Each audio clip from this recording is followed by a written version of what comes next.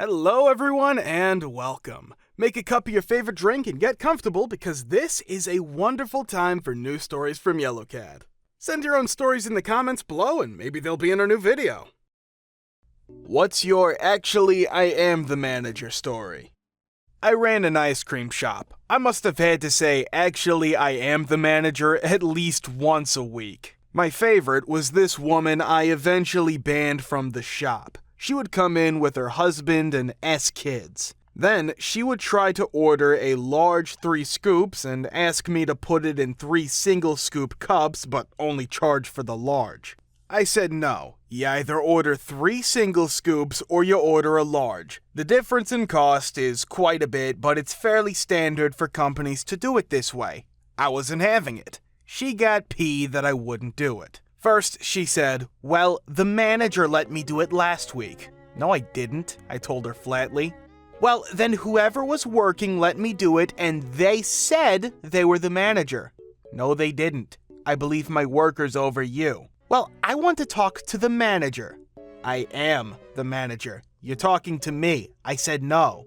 "Fine." And she and her little family stormed out without any ice cream. No skin off my back. She was rude to me and my workers. I wasn't gonna let her treat us that way. Then she proceeds to call the shop the next day when I am working again. As the manager, I worked a lot. She said, "Hello, I need to speak to the manager." "Speaking. How can I help you?" "I was in there yesterday and some little bee lied and said she was the manager, but she wouldn't let me get what I wanted." "That bee was me. You're banned from our location. Don't come back." Bonus justice bee? She tried to call corporate to report me. Corporate outsources complaints to the manager with the highest rating in the area, which was me. So when she called corporate to complain about me, she also got me.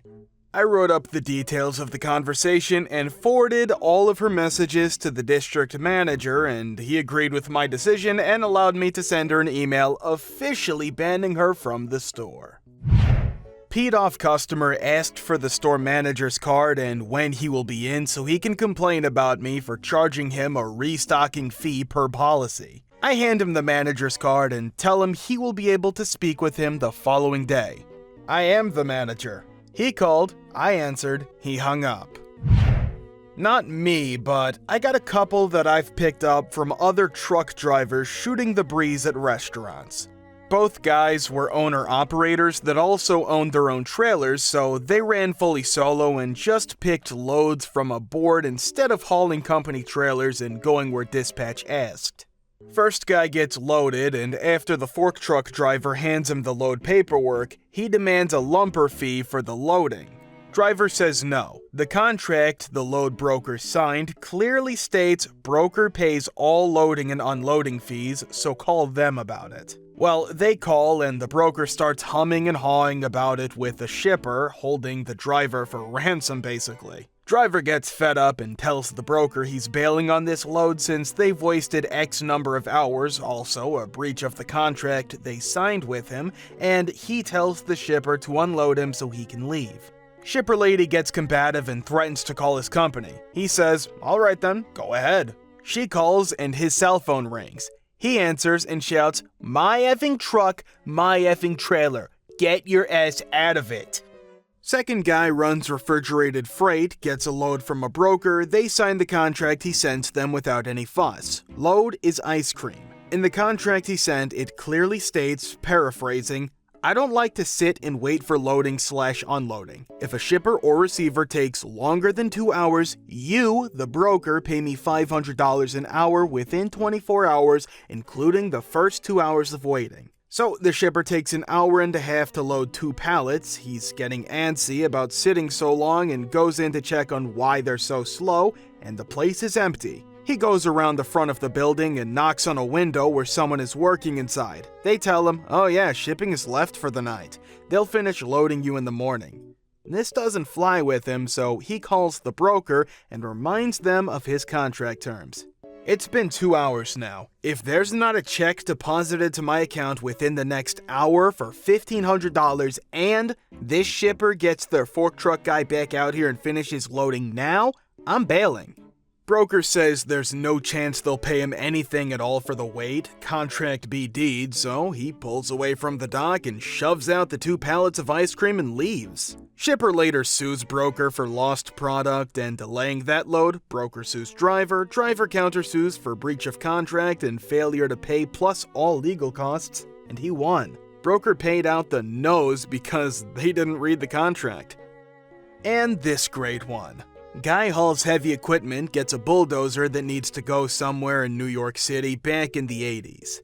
Has a police escort once he's off the highway and into the city. Gets to about a block from the destination and can't make a turn. Right angle, right-hand turn with cars parked on both sides of both streets. Cop surveys the situation for a few minutes, sighs, and asks, "How sturdy is your truck?" Guy's truck is triple framed with solid steel front bumper, won't even ring if you kick it. Cop says, "See those cars parked on that red paint? That's a fire lane, no parking. Push them out of the way." Guy says the first few got pushed aside by the truck, the ones nearest the corner got gouged by the bulldozer blade hanging off the side of the trailer. Cop was writing tickets and leaving them on windshields the entire time. Dude, holy S, this just happened the other day. Old man comes in the pizzeria I manage. Doesn't say a thing to me, just hands me a piece of paper with numbers on it. We have a rewards program and I assumed it was his code for a free pizza, so the first thing I said was, "Oh, is this your code for the VIP pizza?" And he says, "Yeah, but I want a sub with chips and a drink." And I said, "Sir, this code is only for a large pizza with 2 toppings." And he starts to throw a little geriatric bee fit, and of course I stand my ground because F this guy. And he starts looking behind the counter as if to get my insider's attention, and I quickly redirect him to me saying, and I'm the manager, so you can talk to me if you have a problem." And he basically demanded his free sub, and I wouldn't give it to him because 1, as far as I knew, this code was only for a free pizza, and 2, he was a rude mother effer, and I'm not gonna go out of my way for him. Sure, I could give it to him for free, but how are you that old and still don't understand courtesy and manners? He ended up taking the pizza. D right. Close. Was working at a chain bookstore in the same town that the CEO lived in, and he would frequently come into our store to get things. Had a customer blowing up at me over a return and that an exception should be made because he knows the CEO really well. They go way back. Not the first time I've heard similar things. It didn't help he got the CEO's first name wrong. I wish I could have some sort of memento from this, but the CEO was in the store that day. The CEO was in the very line for the registers that annoying customer was holding up with demands to return something he didn't buy from us. I knew the customer was full of S since they had the name wrong and ignored his good friend in line. So it was nice to ask why he didn't say anything to his pal. It was nice when the CEO came up to the registers to ask if they needed help, and it was nice to have 2 store managers stand there confirming that he was talking to the CEO and was caught in the lie of knowing the CEO to demand a return. I was working as the shipping manager at an aluminum remelt facility. We usually shipped SOs, 1,200 to 1,800 pound aluminum ingots basically. My department was always understaffed and I the biggest / fastest forklift in the department parked by my office, so I'd usually load trucks myself while my guys were trying to prepare / stage loads. Truck goes through security and all that jazz, gets back to me, and the driver decides he's not gonna wait for me to get over there. He's just gonna rummage around and try to find the switches to open the gate and roll up the door. Walk in on random driver rummaging around my office, basically trying all the buttons like an idiot. Ask him to go sit in his truck as our insurance company doesn't allow for drivers to be out of their truck. He gets all P, can't back up for S, but eventually gets to the dock, kinda crooked but workable. Gets back out of the truck to help me load it. Tell him no, he needs to sit in the truck, and he starts flipping S that he won't let some dumb kid, I was 22, load his truck so he can get a ticket, blah blah. I grew up with trucking, so I kind of understand his point. Tell him fine, but he needs to stay behind a giant yellow rail. So I start loading the truck with my usual pattern. I know what the load weight and what each stack of materials I'm putting in weigh, so I'm using a pattern that will make the truck legal and symmetrical. He's being the whole time like he don't like how I'm loading it. Tell him that if he doesn't want me to load it this way, fine. I'll stack it however the H he wants, but I'm not gonna adjust or anything after the fact. He'll have to live it. He demands to speak to my manager, explain I am the manager. He calls me an effing liar and calls the phone number listed for shipping manager on his paperwork. Cell phone rings in my pocket and he backs off a bit and chuckles that he thought I was just a kid. Get the truck loaded his way, which probably had close to 40K on the drives, and he goes to our scale that doesn't give axle weights, only gross, so he comes back and wants me to adjust a little off the drives just to be safe, which would mean unloading and reloading the whole truck. I remind him he demanded it loaded this way, and I have other trucks to load, so no. He starts flipping us again, and I tell him that there's a truck scale down the about 5 miles and they can axle it. He's kind of happy with this info and that it's close and leaves. That scale is the state DOT scale. Got a call the next morning cause he was trying to stick us with the ticket. Didn't work but was hilarious. That's the story in as small a nutshell as I can manage. Guy was there almost 3 hours just bickering over every little thing and wanting things moved a couple inches on the truck. I was the manager at an EB Games back in the day. This was probably about 2000 to 2001.